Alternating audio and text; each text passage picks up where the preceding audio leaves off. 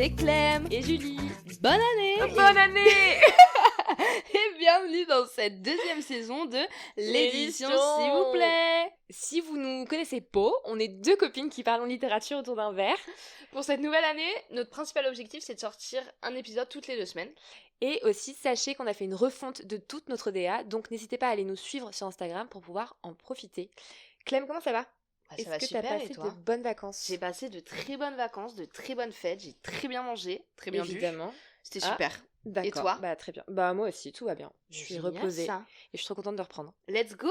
Oui. Pour ce premier épisode de 2026, on a choisi de faire lire à l'autre le plus petit livre de notre bibliothèque. Et donc je t'ai fait découvrir Le violon d'Auschwitz de Maria Angel Anglada. Oui. Est-ce que tu peux nous faire un petit résumé ? En gros, le violon d'Auschwitz, c'est l'histoire d'un musicien qui se rend à Cracovie pour un concert. C'est ça. Et il y rencontre une violoniste dont l'instrument, donc le violon, possède une histoire particulière. Et en fait, c'est à ce moment-là qu'on remonte dans le temps. Donc on part en 1944. Et on rencontre l'oncle, pas l'oncle. C'est marrant. L'oncle c'est de marrant. la violoniste qui s'appelle Daniel et qui a été déporté à Auschwitz. Donc il est luthier de profession et il se retrouve un peu par accident à devoir fabriquer un violon d'exception au sein du camp en fait, alors qu'il est prisonnier. C'est ça. Et donc le livre va raconter en fait la vie du camp, la fabrication du violon, tout ça par le prisme de Daniel, et voilà. Oui, c'est un très bon résumé. Ouais, c'était ça te génial. convient ? Ok, super. Est-ce que tu as réussi à t'attacher au personnage principal ? Parce que comme le livre est très court, est-ce que tu as eu le temps de partager un peu des émotions et t'attacher à lui ? Alors honnêtement, non, j'ai pas réussi tellement à m'attacher au personnage. Est-ce que c'est parce que le livre est du coup court ? Je pense qu'effectivement c'est dû à la longueur du livre, qui est effectivement très court. Je pense aussi... En fait, j'ai pas réussi à m'attacher à ce personnage, par contre j'ai réussi à ressentir de la compassion. Ok. Mais en fait, la manière effectivement dont c'est écrit, t'as un accès à ses pensées, donc tu sais ce qui se passe dans sa vie, ce qu'il fait de sa vie au camp, etc. Mais par contre, j'ai trouvé que t'avais pas trop l'essence même de son lui intérieur. Ouais. Tu vois ce que je veux dire ? Genre, c'était pas... en fait, ça reste en surface, parce que je pense que l'autrice a pas eu tellement le temps de... Ou alors, elle a peut-être jugé que c'était pas nécessaire. Oui. Mais tu rentres pas pleinement dans sa tête, je trouve. Ce qui fait que du coup, t'assistes un peu de manière externe à sa vie dans le camp. Ouais. Mais par contre, je trouve que t'as pas le temps d'en saisir pleinement l'horreur. Tu vois ce que je veux dire ? Oui, d'accord, c'est très brut, mais comme tu rentres pas en profondeur... Bah, c'est ça. Et en fait, je trouve que du coup, le fait qu'il soit prisonnier d'un camp d'extermination, et en plus, un des plus grands, je crois, qui a existé, Auschwitz, je trouve que t'es plus sensible au contexte. C'est plus le contexte qui te fait ressentir des choses que réellement le personnage. L'histoire ou le personnage en elle-même. C'est ça. Et est-ce que, du coup, comme le livre, il tourne principalement autour... du violon, de la musique, etc. Est-ce que du coup, pour toi, la musique, ça peut être une forme de survie mentale dans ce contexte ou dans n'importe quel contexte ? Bah, je pense que lui, dans ce contexte-là, enfin, je pense que la musique peut être globalement une sorte de survie mentale parce que ça fait appel à... Déjà, c'est un divertissement, donc je pense que déjà, ça permet à ton esprit de s'en aller ailleurs, finalement. Clairement. De penser à autre chose, de t'évader, etc. Donc ça, là-dessus, il n'y a pas de souci. Par contre, je pense que dans ce livre, concernant vraiment Daniel, donc le luthier, lui, en fait, je pense que c'est plus sa profession, à savoir sa passion, qui lui sert vraiment enfin, qui lui permet de survivre mentalement, et de pas sombrer vraiment dans la tristesse... de l'horreur. Même si je pense que quand le violon est arrivé, enfin quand la mission de construire le violon est arrivée, je pense qu'il est déjà quand même aux prises avec la vie au camp et la difficulté. Oui. Sachant que c'était plus ou moins un défi de faire ce violon. Enfin, c'était soit il réussissait et c'était ok pour lui, soit il échouait et il était donné comme cobaye à un médecin. Ah oui, c'est ça, oui. Oui. C'était un médecin qui réussissait pas, il était donné à un médecin qui allait faire des expériences horribles sur lui, genre. Bah voilà, et puis du coup, en plus, sachant ça, là, en l'occurrence, son métier, en fait, sa passion, lui permet vraiment de tenir le coup, dans le sens où c'est vraiment ce qui l'accompagne tous les jours et qui le fait s'évader des tâches qu'il a à faire quotidiennement et qui sont vraiment pas des choses agréables ou valorisantes, tout ce que tu veux. Ok. Mais du coup, pour toi, est-ce que du coup, dans l'histoire, ce violon, donc qu'il construit au fur et à mesure, qu'il fabrique, est-ce que c'est plutôt genre un espoir ou à l'inverse un poids ? Je pense que c'est vraiment un espoir. Je pense que c'est un poids parce que forcément il a peur de rater la fabrication de ce violon qui du coup est censé quand même imiter le son d'un Stradivarius, qui est un violon d'exception. Bien sûr. Donc je pense que c'est un petit poids, mais je pense que c'est un plus grand espoir. Ok. Parce que en fait, tu le sens vraiment qu'au fil du récit, tu ressens vraiment ce truc de, en fait, il se réveille le matin, il est en mode, ok, en fait, il pense à son violon, il pense à la fabrication. Ouais. Et en fait, je pense que le fait de résoudre des petits problèmes, à savoir trouver la bonne forme pour l'âme du violon, je savais pas du tout que ça s'appelait comme ça. C'est la chose qui donne le son unique au violon. Tu vois, typiquement, tous ces petits problèmes vraiment de fabrication qu'il a à résoudre, je pense que c'est des trucs qui, du coup, lui font... En fait, ça lui permet d'espérer. D'espérer, tout court. Enfin, je sais pas... Non, si, c'est Toi, tu penses que c'est plus un poids ? Non, je pense que c'est plus un espoir aussi. Je suis d'accord avec ce que tu viens de dire. Mais du coup, est-ce que tu le vois comme un personnage, le violon ? Enfin, tu vois, c'est quand même le point central du livre, mais est-ce que pour toi... Non, pour moi, c'est pas un personnage, parce que déjà, il est pas personnifié.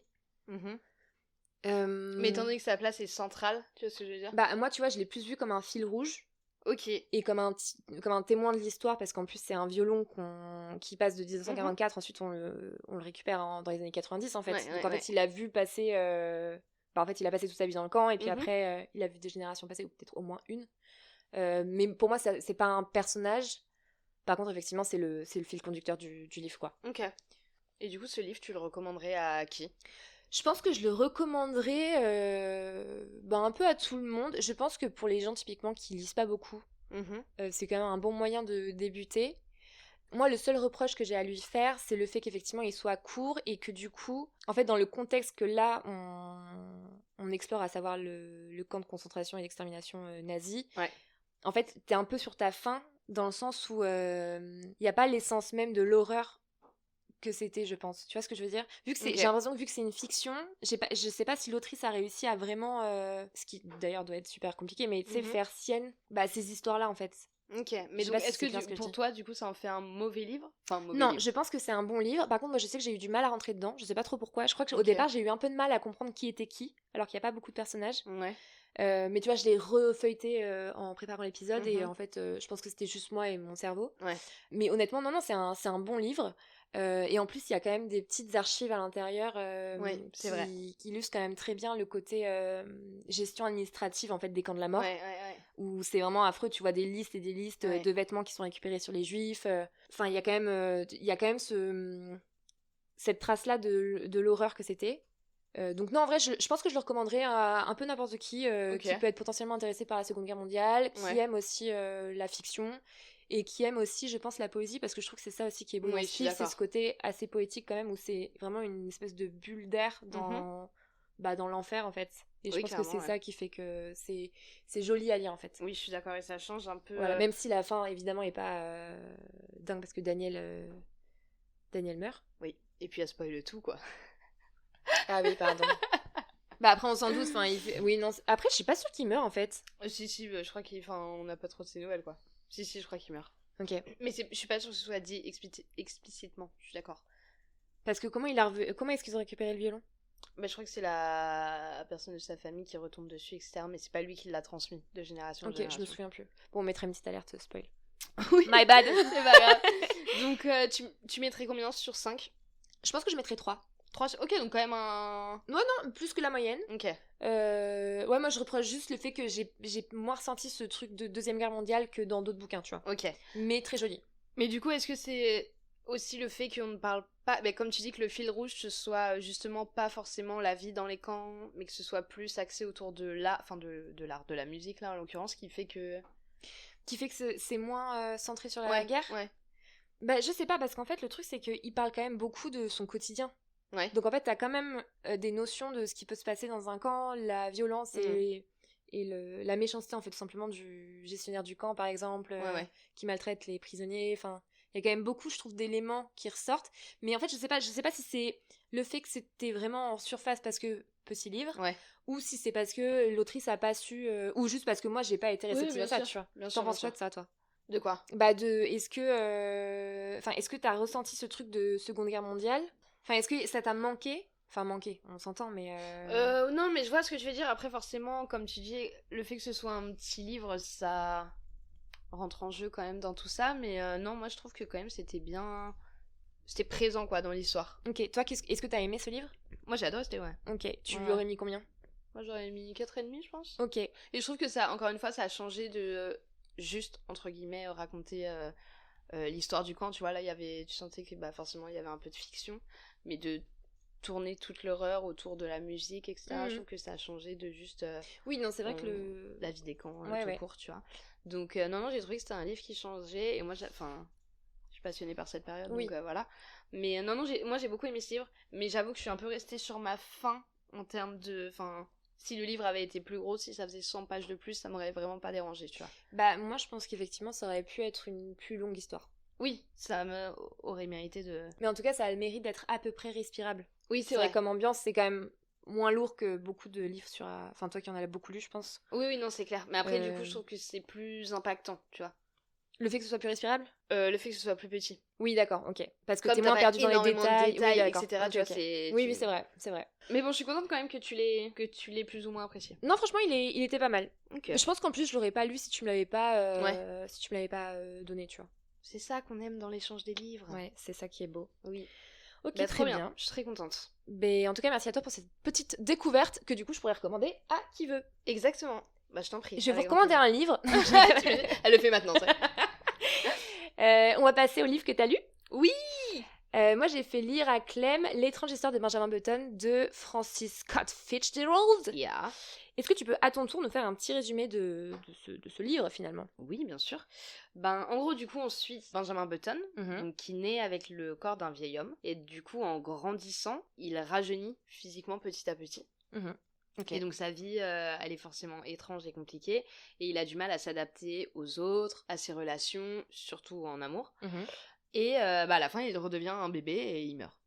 Ok, oui, c'est un très bon résumé. J'ai peut-être spoilé dans le résumé, finalement. On va mettre plein d'alarmes spoil. Voilà, mais en gros, c'est ça. Après, je pense que c'est connu quand même. Oui, je suis d'accord. Oui, très bien. Est-ce qu'il y a quelque chose que tu as préféré dans ce livre ? Je pense que c'est l'originalité du livre, enfin de l'histoire. Ok. Parce que forcément, voilà, il naît vieux physiquement et il rajeunit au fil du temps, à l'inverse de la vie normale. De nous autres, finalement. Exactement. Et donc, je trouve que l'idée est plutôt originale, ça crée forcément des situations qui sont plutôt surprenantes. Et je trouve qu'on passe par un peu tout. Enfin, des fois j'ai rigolé, des fois j'ai trouvé ça un peu triste. Et du coup, ça permet aussi de réfléchir sur le temps, la vieillesse, etc. Mais je pense que ce que j'ai préféré, c'était vraiment l'originalité de l'idée de cette histoire. Tu vois. Ça change un peu de tout ce qu'on peut lire. Donc, je dirais ça, ouais. Est-ce que tu dirais qu'une vie à la Benjamin Button, ça te tenterait ? Alors, pas du tout. Non, pas du tout, en vrai, déjà, parce que si on se fie à son histoire, voilà, il y a un rejet familial constant. Il se fait d'abord rejeter par son père parce qu'il est bizarre. Ouais. Après, en grandissant, de l'âge, en grandissant, il se fait rejeter par son fils, etc. Aussi, il peut jamais vraiment s'intégrer nulle part. C'est vrai que ça doit être très, mais ça, c'est horrible, en vrai. Et forcément, les relations amoureuses, elles sont très compliquées, étant donné que son corps, il change tout le temps, mais pas dans le bon sens. Ouais. Donc, c'est horrible, en fait. Tu peux jamais t'intégrer, t'as jamais ta place nulle part. Toutes les relations sont très compliquées parce que, je sais pas, t'as 20 ans, mais t'as le corps d'un mec de 70. Tu vois ce que je veux dire ? Enfin, moi, en vrai, je trouve ça trop triste et j'ai trouvé l'histoire horrible. Donc, cette vie ne me tente, mais absolument pas. C'est vrai qu'il a l'air très seul, ce pauvre garçon. Non, mais c'est ça, et tout est compliqué, en fait. Et les relations, enfin, t'as l'impression qu'il est constamment seul, là. En fait, j'ai l'impression qu'il y a un moment de sa vie où il va être en raccord avec... tu vois ce que je veux dire ? Ça fait une espèce de courbe inversée. Oui. Courbe inversée. Oui. Et du coup, qu'il y a un seul moment dans sa vie où il va être raccord avec le reste des gens, genre. Oui, mais du coup, c'est même ça, genre, t'as l'impression qu'il a même presque pas le temps d'en profiter, genre. Non, c'est vrai. Mais toi, est-ce que ça te tente, cette vie-là ? Non, pas vraiment. Non, oui. Non, après, je trouve ça assez marrant, extérieurement. Oui. Mais non, franchement, non. Moi, j'aimerais pas... Puis même, tu n'es vieux, enfin... Ouais, non, mais tout est relou, en vrai, dans ce En fait, je trouve que physiquement, faire l'inverse, enfin, naître vieux et mourir jeune, ça me saoulerait. Par contre, tu vois, ça me dérangerait pas d'être à la retraite à 10 ans et de commencer ma vie active à 60 ans. Oui, je suis d'accord. Oui. Mais bon, c'est un autre sujet. Physiquement, avec l'âge, ça doit être hyper galère, quoi. Moi, je pourrais pas. J'aurais la flemme. T'as la flemme dès le début de ta vie, en fait. Ouais, c'est ça. En fait, t'es tout le temps fatiguée. T'as mal au... Ouais, non. T'as de l'arthrose et tout. Mais c'est marrant, ouais. C'est une nouvelle. Est-ce que t'as aimé ce format ou pas? Est-ce que t'en as déjà lu même? J'avais déjà lu des nouvelles, ouais. En vrai, j'ai bien aimé le côté rapide et efficace. Enfin, tu vas droit au but, quoi. Bah, c'est vrai que là, t'as toute une vie qui est retracée en un bouquin, Exactement, quoi. c'est ça. Et surtout Et qu'elle c'est même est pas... très courte, parce que la nouvelle, elle doit faire genre 30 pages. Je pense qu'elle fait un tiers du violon d'Auschwitz. Oui, c'est ça. Même pas. Genre... Ouais, je pense qu'elle fait 30 ou 40 pages, Ouais. grand max. Et encore, ouais. Donc non, ouais, je trouve que c'est cool que t'ailles droit au but, finalement. Et le format court, ça rend l'histoire encore plus surprenante, parce que tu découvres, du coup, super rapidement toute sa vie, donc à l'envers, forcément. Tu ressens encore plus intensément toutes les émotions. Bah, encore une fois, la tristesse, en fait, la bizarrerie de sa vie, tu vois. Et tu ressens tout est plus fort, tu vois ce que je veux dire? Comme c'est dit rapidement. Exactement. Ouais. Comme toutes les infos sont à la suite. Oui, c'est vrai. Enfin, tu vois. Mais après, peut-être que pour le coup, c'était un peu trop rapide. Ouais. Et tu manques un peu de détails, et du coup, t'as pas forcément le temps de t'attacher à tous les personnages. Donc... Oui, ça t'a manqué? Une espèce de connexion que tu pourrais avoir avec le personnage principal, par exemple? En vrai, le livre est un peu triste, mais t'es pas non plus très émotif face au livre, parce qu'en fait tout est hyper rapide, que t'as pas le temps de t'attacher, enfin tu vois ce que je veux dire? Oui, ça va trop vite, quoi. Et vraiment c'est, enfin je pense même que c'est moins de 30 c'est vrai que c'est vraiment, pages, c'est limite un conte pour enfants. En fait, la manière dont c'est rédigé, c'est très basique, c'est pas très travaillé, enfin pas très travaillé, on s'entend, mais c'est très simple, ça vient des années 20, mais oui, c'est... En vrai, j'aime bien le format nouvelle, mais là, pour le coup, je trouve que c'était trop rapide, et comme, encore une fois, l'histoire raconte la vie de quelqu'un... Mais tu penses qu'il l'a fait... est-ce que tu penses qu'il y a une morale dans l'histoire, ou est-ce que tu penses que c'était juste un espèce de concept qu'il a exploré comme ça, et sans chercher à raconter quoi que ce soit d'autre? Non, moi en tout cas, j'ai vu une morale, enfin même plusieurs. Bah déjà, je trouve que le livre, enfin l'histoire, montre que la vie, elle est plutôt imprévisible, parce que... Bon, oui, c'est vrai. Comme ça. Enfin, tu vois ce que je veux dire. Et que chacun doit faire face aussi à des épreuves qui lui sont propres. Alors lui, ça, personne d'autre. Enfin, tu vois, il pouvait même pas s'appuyer sur quelqu'un d'autre. C'est vrai que ça, c'est horrible. Il est vraiment solo dans sa galère, genre. C'est ça. Donc le côté imprévisible et être seul face à des épreuves de la vie, tu vois. Et aussi, l'histoire, forcément, enfin, je trouve qu'elle rappelle le fait de profiter de chaque étape de la vie, malgré les difficultés. Et aussi ça invite forcément le lecteur à réfléchir sur le temps qui passe, sur la jeunesse, sur la vieillesse, etc. Donc je trouve qu'il y avait plusieurs morales. Toi, t'as trouvé qu'il y avait... Enfin, c'était quoi la morale? Moi, c'était plus le temps qui s'écoule et la conception de la vie, en fait, dans ce qu'elle a de normal ou pas. Tu vois, genre, et pourquoi est-ce qu'on est comme ça? Pourquoi est-ce qu'on meurt comme ça? Qu'est-ce que ça changerait si on faisait l'inverse? Donc, un peu comme toi, en fait, c'est une espèce de réflexion sur le temps qui passe. Et je trouve que aussi, ce livre, il a le mérite, je trouve, de pas être trop idéaliste. Dans le sens où, en fait, c'est pas vraiment une histoire qui finit bien.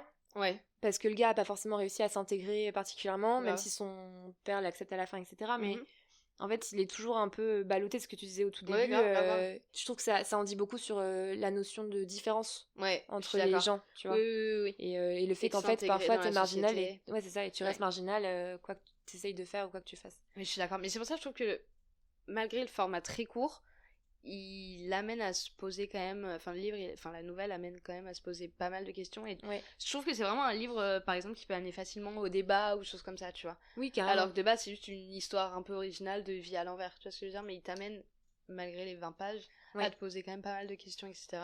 Sur plusieurs sujets. Donc maintenant je l'ai trouvé qu'il y avait quand même plus qu'une morale, il y en avait plusieurs, Et est-ce que t'as vu le film? Parce que du coup là, c'est une nouvelle, mais donc il y a un film qui est sorti en 2008, David Fincher, avec Brad Pitt et Cate Blanchett. Est-ce que tu l'avais vu? Oui, je l'ai vu il y a longtemps. Est-ce qu'il t'avait marqué? 10 ans. Pas spécialement, mais parce que en fait je trouve que ils sont très différents. Alors forcément c'est un film donc qui dure je sais pas plus d'une heure, peut-être 2 heures. Il est super long, je crois qu'il dure 2 heures, 2 heures et demie. Ouais.